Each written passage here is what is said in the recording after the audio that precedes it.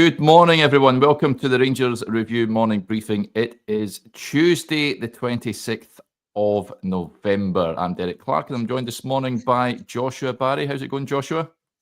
Yeah, going good, mate. Good. What about you? I don't have much to update from yesterday. You? Apologies, first of all, folks, that were a few minutes late. My Wi-Fi decided to have a bit of a carry-on this morning, but we're back, and as the old saying goes, good things come to those who wait. But I was going to say looking forward to the game on Thursday, You're going, so you should be looking forward to it. Yeah, incognito loyal. I'm going to be. I have bought what they call a mystery ticket, which you don't find out where you're sat until the day before the game. So I'd imagine it'll be in the home end somewhere. But last time I'd done that. Yeah. Last time I'd done that was Brøndby away, and it was not enjoyable, especially when Yanis Hadji equalised, although it was good that he scored the goal for Rangers. It was a pretty, not the best experience, shall we say. So hopefully a much more enjoyable night awaits. Chris is also heading out. I think he's about to, he might be on a flight or is about to board a flight over there as well. So again, are we looking forward to it? I'm not entirely sure after the weekend, but it is what it is, Joshua. Before we crack on with the on-pitch stuff, a few topics we're going to cover today. A great piece on the website yesterday, folks, from Chris on the appointment of Patrick Stewart as the club's new CEO. He will have the power in terms of calling the shots. He'll be the man making the big calls and not necessarily the expected incoming chairman, Malcolm Offord. So Chris reports that Patrick will be the figurehead and the decision maker, the line manager and the standard setter, and he'll have the say and the sway at Ibrox. Doesn't start until the 16th of December, of course, Joshua, but it looks like he's going to be the main man. Yeah, great. What would you call it? Wordplay from Chris there. But the point, I'd encourage people to read the piece that's on the website. What I think that article really gets into is the detail of the role, Derek, because we've seen it a lot in the past where the Rangers chairman has effectively, I think up until now, it was obviously only under James Bisgrove that Rangers actually appointed a CEO. Up until then, they'd had a managing director. They'd had different structure. It'd be more about sporting director. They tried to move away from that overarching sporting director. We speak about that topic kind of every single day, so we won't get into that just now. But the chairman has kind of been the ultimate decision maker, and that is, I think, if you're looking at areas to criticise, certainly in the last few years, that's not gone very well. Patrick Stewart is not coming up the road to take this job, even if you look at his career, the fact that he's been at Manchester United for 18 years and has taken a bit of time out, now going into a new role. He is coming up to this job because he's going to have that power and influence to actually run things, which I think people generally, without knowing much about what type of job Stewart will do, and the proof will be in the outcome of that. But certainly I think that's a more positive outcome than a chairman coming in to be the certainly it's an external appointments, which hasn't obviously been the case. It hasn't been external people really having to say, really swaying the power in terms of decisions in the last number of years. And listen, it can't be this appointment, Derek. However, how far Rangers go with the level of executive appointment beyond even these two, it can't be a case of we need to tweak this here and there and our model will be right. It's been broken at the moment. You know, the Rangers are the position on the pitch reflects the success of it, the structures of it, the longevity of it. It needs to go back to the start, and you can't just do the same thing and hope for the same results. And Chris's piece gets into a lot of those details. I think there's still a lot of things to be done in regards to that, but certainly that looks like a more positive first step as opposed to kind of keeping the power in-house, if you like. Yeah, I just wish you could start now. I've got to be honest. With his starting position, I mean, many fans are questioning how long Philip Clement has got in charge of Rangers. Of course, we covered it in depth yesterday, but I am concerned with the games coming up. about scorelines, performances, and how far away Rangers will fall. But let's talk about some of the intricate details. Joshua, you're going to delight us with this is a pass network you're going to bring up on the screen here, just to outline a few issues. Yes, there we go. yes. Well, listen, we're going to get into a little bit of talk about some stuff on the pitch, Derek. I don't know if people can bear that, but I just thought one of the big topics at the moment is obviously Clement's style of play. We've discussed that a lot, haven't we? What's he trying to do? What's he not trying to do? I put out a podcast. I put out a tweet yesterday, Derek, which people can see in my feed, which looked at the passes Rangers completed in the first half and the second half. A lot has been made of the fact that Cyril Dessers didn't touch the ball much at all. All this is doing is showing the average passing position. The bigger the circle, the more involved the player was. So you can obviously see that it was Barron and Raskin and Proper and Suter had the majority of the passes. Just watching the game back over the weekend, the thing that stood out to me, Derek, is to see if you look at this pass map, it looks like, Rangers have quite a lot of territory. Their centre-backs are camped in the, kind of around the halfway line. Looks like Dundee United are penned in. But if you look at not only the small circles that Bayrami and Dessers and Cherney have had, the fact that, Rangers are forced wide, they don't have much central occupation, which maybe isn't the worst thing in the world, but because they've not got wingers, what is often happening is Chefty or Dujon Sterling, if the ball wasn't going into them early and it was going back to the centre-backs, you don't have Cherney and Bayrami who are natural kind of touchline hugging wingers, are they? They're not. There was that one moment where Bayrami actually got around his man on the left touchline and tried to turn back just because his game isn't taking the ball on the left foot and driving to the touchline. And obviously, I think the big issue is, as we discussed yesterday, it was the same starting 11, I believe, that started away in Olympiacos. And while you can say, okay, yeah, you can pick the same starting 11 and have a different game plan, I think if you look at the profile of certain players, the fact that Diomande, we can maybe talk about a bit this morning, Derek, but he's not a creative out-and-out number 10. And he's not playing really as a number 10. Rangers are more in a 4-1-4-1 than a 4-2-3-1, but he's still the most advanced midfielder. And obviously his role is slightly different to Connor Barron on the right-hand side. Dessers it doesn't link play, and he isn't really involved in a game like this, which can make the front end of the pitch look really stagnant. And Danilo, you could argue that Danilo sometimes is too much to the other extreme and that he does really drop off the front line. He obviously should have done better with that opportunity that he had in the second half as well. But I think the link-up that he provides for that moment with Cherney shows you what he gives you when you're trying to break down a defence. So I think people were looking at that first half at the weekend and saying, well, why wouldn't Hadji start? Why wouldn't Danilo start? And what is the idea here to create opportunities? It's just such a different game from Olympiacos. And I don't think if you look at that starting 11, it's something we've said quite a lot throughout this season, Derek. But I think Chefty's probably the only player there that you think he can really beat a man from a kind of standing start. I know Cherney can as well, but he's not that same explosive profile of player who maybe can go either way. You're looking at Chefty as the only one who can do that, and he's your left back, and you often need him to be a little bit deeper to help in the build-up as well. So I just thought that was pretty descriptive of the issues that Rangers experienced in that first half, because it's a first half we've seen before this season, haven't we? Yeah.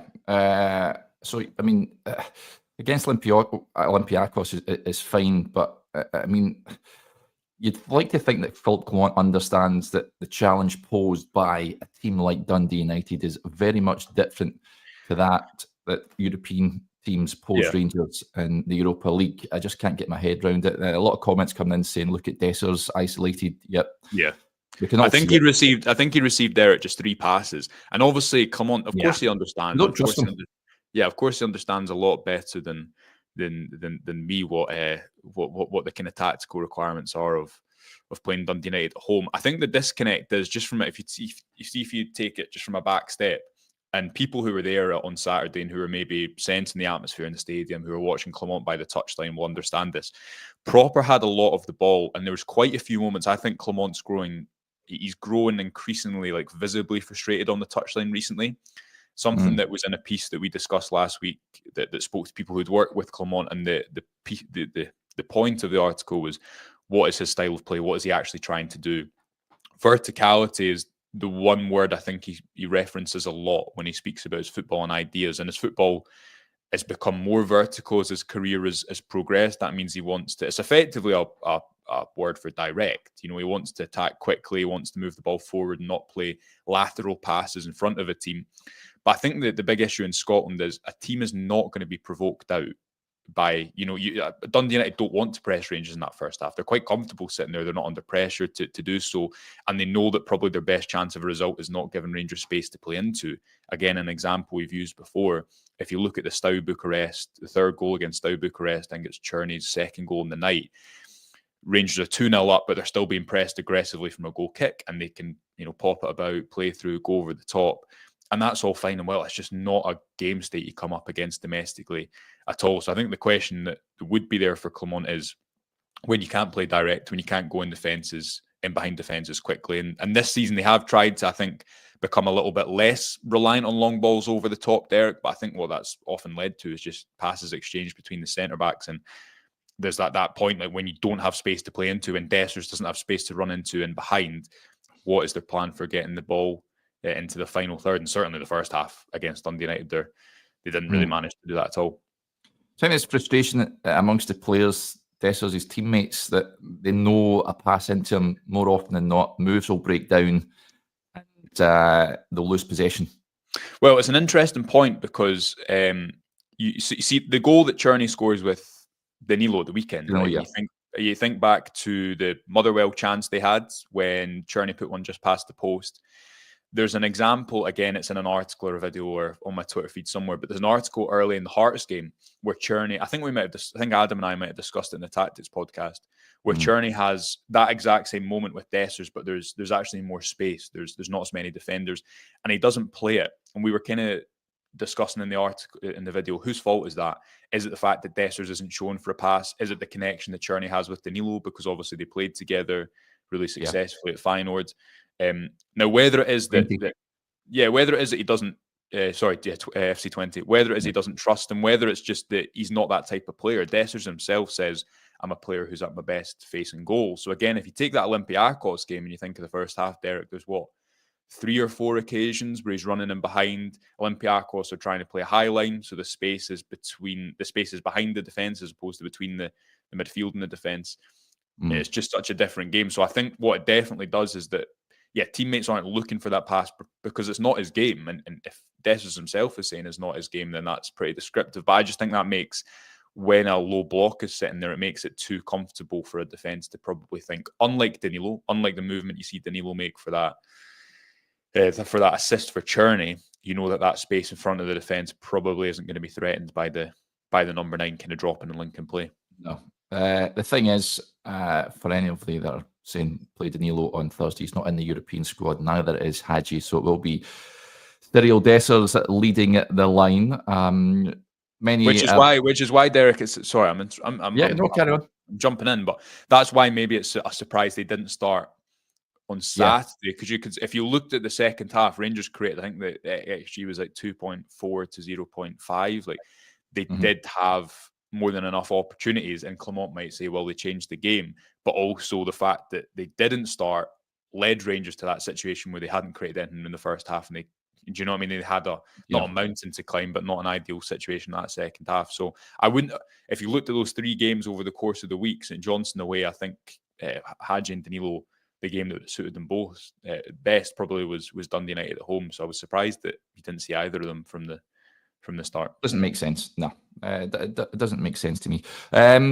If you're Philip Clement, then Joshua, if you're appointed Rangers manager today, what are you doing for Thursday then? There'll be fight. I do this on Thursday, because there'll be fight. Like I watched the Nice game against. I've watched a little bit of them, and obviously like I think they're 6th. I don't know what the result was at the weekend, but up until when I looked at them on Friday, they were 6th in League 1, 2 draws, 2 defeats so far in the Europa League, and they're managed by Frank. I think it's pronounced Frank Hasey, who was at Lens. Oscar Cortez's old manager for a mere 6 months, and they play in quite a structured back 3 system, press quite aggressively, often go man for man. There'll be space for Rangers to play into. I think that They still really miss a bit of pace on the wings in Europe in particular to capitalise on space. But Clement's unbeaten in 6 European games away from home. It's not as if he's a coach who cannot organise a team. It's not as if he's a coach who has not won things in the past. I think, and this again comes into the topic of who appoints the Rangers manager and who has the football expertise to make that decision, because Scottish football is such a unique. It is unique, but I think you need to have a specific style of play. You need to have a manager who is basically specific in opening up defences to be successful. And I don't think that's been the. While that's not like a thing maybe all managers will have on the tin. Again, I'll go back to the interview that we did. I included this in the piece recently. The interview we did with Niels Coppin a couple of months ago, and he was discussing, and obviously this feeds into the discussion about his role as well. But he was discussing his role as still going to games and still being quite hands-on as a director of recruitment. And he was saying basically, if I need to make a call on a player, I need to be up to date with the developments on the pitch. I need to know the small tactical evolutions in the game. That I'm not quoting him here, but the things that change season upon season. So yes, that is what's going to make the difference. That is the fine margins. You need to be an expert in that area. And the question would be then for those appointing Rangers managers, whether it be Clement or whoever it may be, in the future, way down the line when the next Rangers manager is appointed at whatever juncture, who has the football expertise to make that decision. And again, that leads back to sport and structure behind the scenes, because it's clearly not that he cannot organise a team or that he's not, he's won a trophy. He's been able to put on a really good run when he got here.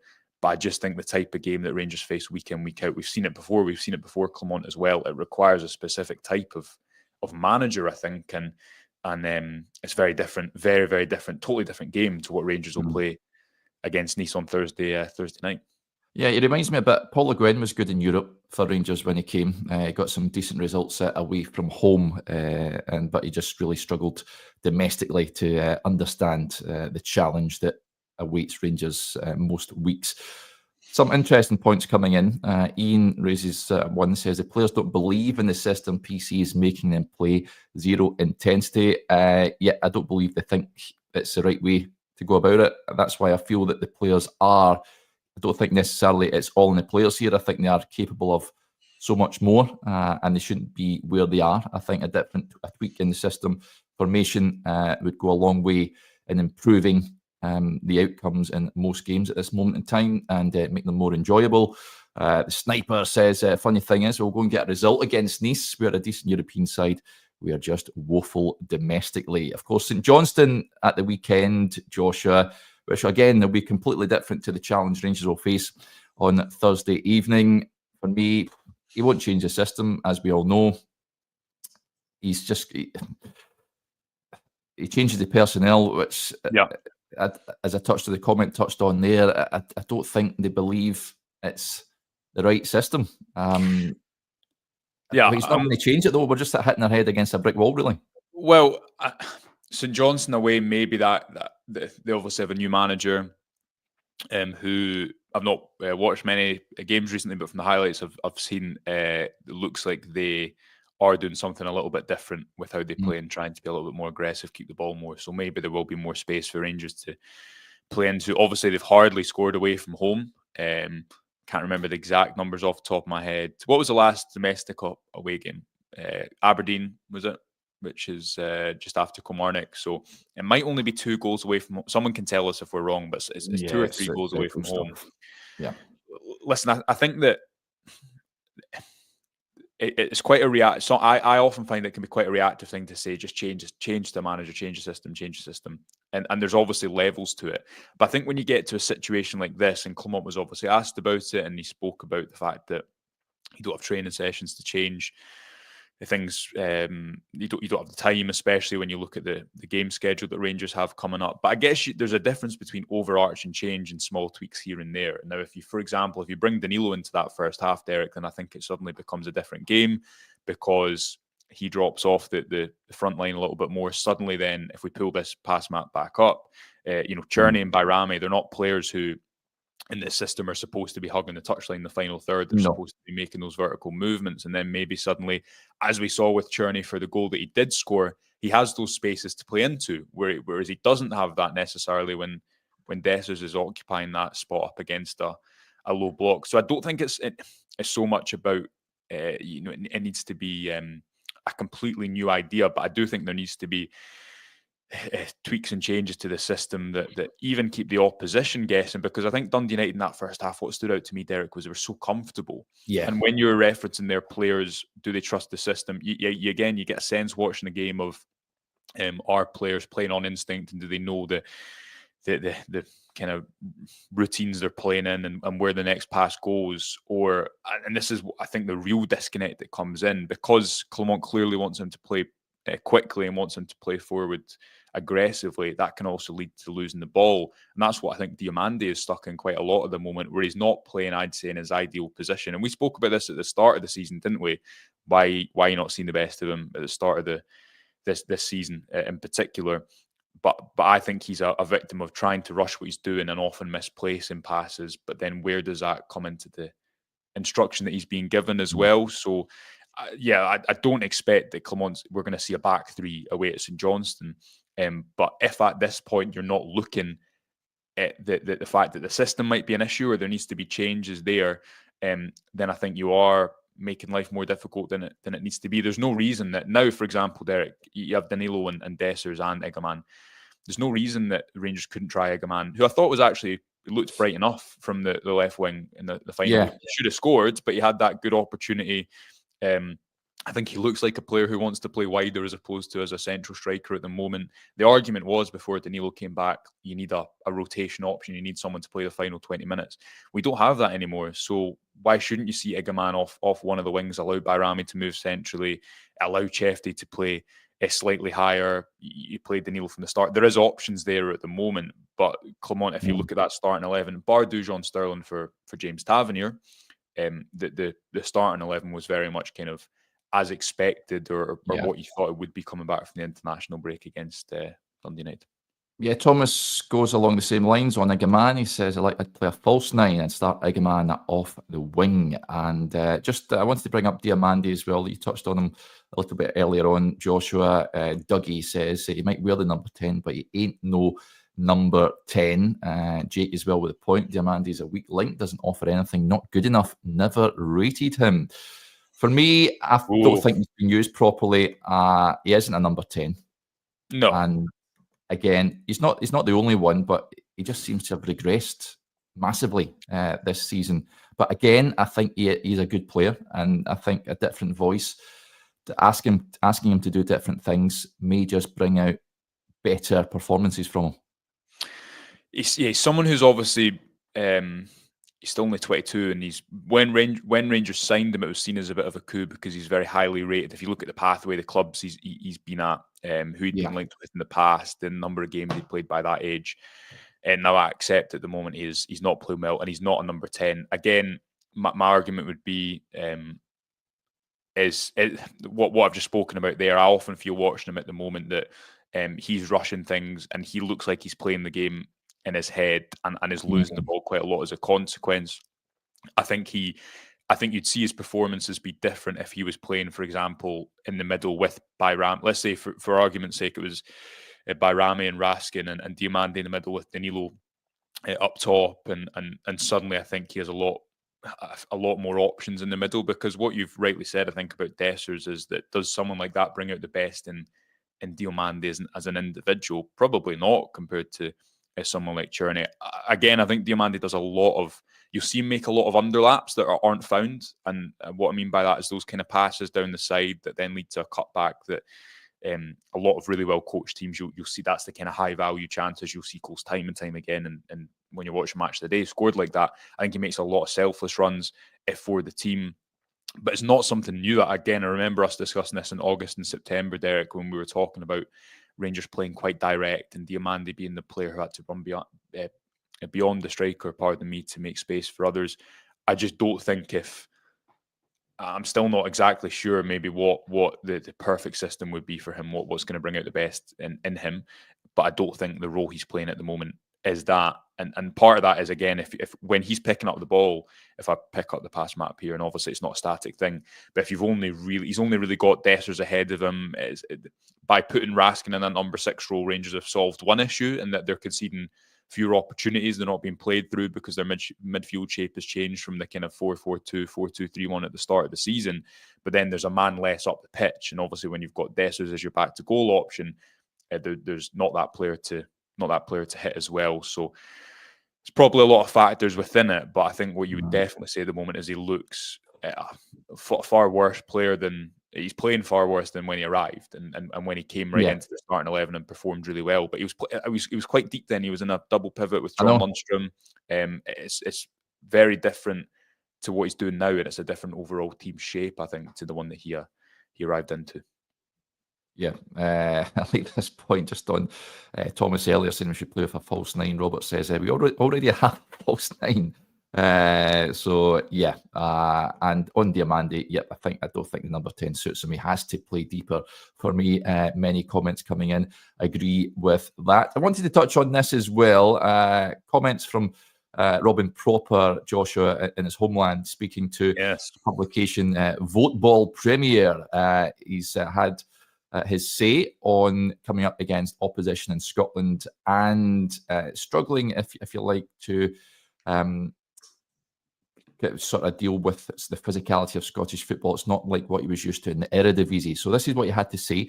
Despite my age, I have to get used to Scottish football. In the Eredivisie, a lot is focused on tactical and footballing ability. Everyone wants to build up, he said. Here, the focus is more on results. You play against opponents who play a long ball from the keeper. Many Scottish teams want to get forward as quickly as possible, play deep balls over the defence quickly towards the enemy goal. And he says on playing for Rangers and the fans, he says you can also hear it in the audience. They want the ball forward. Where in the Netherlands, they might prefer to play the ball wide, just slow down a bit. Sometimes there is no patience for that here. In the Netherlands, I took the short ball, played to the striker into account, and then the striker comes into the ball. Here, it's right in your back, so I have to position myself differently and use my physique differently. But that's also why I came here, to learn something new. My goal is to be an undisputed regular by the end of the year. That's what I'm going for. So that's what he had to say on that. It's fair to say he's struggled with the physicality of the Scottish game, Joshua. Not necessarily, again, it comes into Clement's built a team for Europe. He's done reasonably well, you've got to say, in the European games. I wouldn't have any real concerns, I don't think, about playing them against Nice. But in Scotland, it's a problem for Rangers. I posed the question to Chris, I think, last week. I'll be looking to bring in another left-sided centre-back in January. Well, I was thinking last night, actually, and I know this is something I should know, but I was thinking Rangers only have 3 centre-backs now, don't they? They have Balogun, Proper. Leon NCL is not ready. NCL is not, there we are, and obviously Casson Weirjo's injured. Yeah. So I mean, there's, especially going into this December run, they need Proper to kind of do the stuff, don't they? And the big question mark over the Rangers defence, which was exposed very much against Leon, was does it have the pace and the athleticism to deal with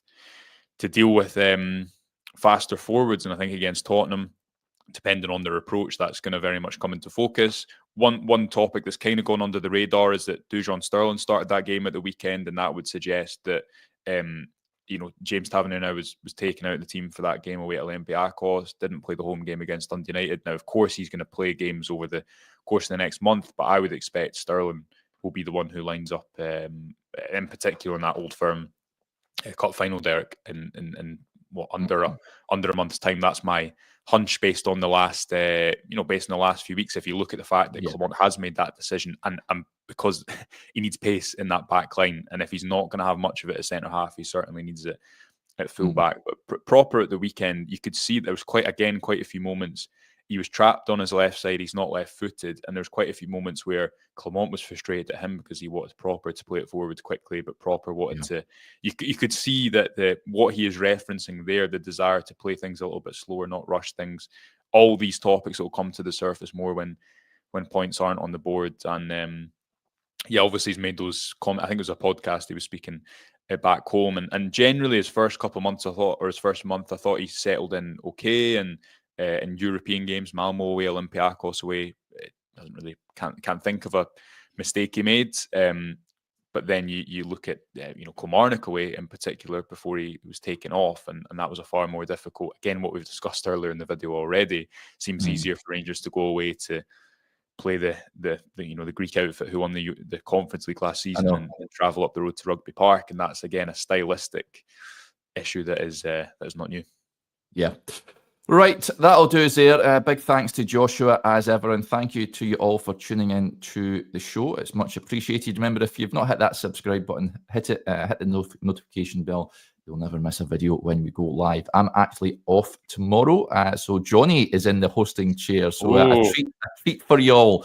I think he's joined by Chris. Am I right, Joshua? Chris will be over. And you know, the last time I left Johnny and Chris together, the topic was I didn't watch the show live, not to surprise anyone, and I checked what the topic was about a couple hours after, and I saw something like data recap of the season, and I thought, that's an interesting avenue to go down. But I thought they did very well, so maybe we'll get some more, I don't know, XG assisted from them tomorrow. You have to tune in and find out. Should be good though. Always fun. It is always fun when Johnny's on, so who knows what they're going to talk about, folks, but it's well worth tuning in for. Right, thank you to you all. Just incidentally, those of you that are extra members, I will be speaking to a French football journalist a little later on this afternoon, early evening perhaps, and we'll get a bit of an insight into Nice as well and what we can expect. So keep your eyes peeled for that. If I don't speak to you later on, enjoy your Tuesday. Bye for now.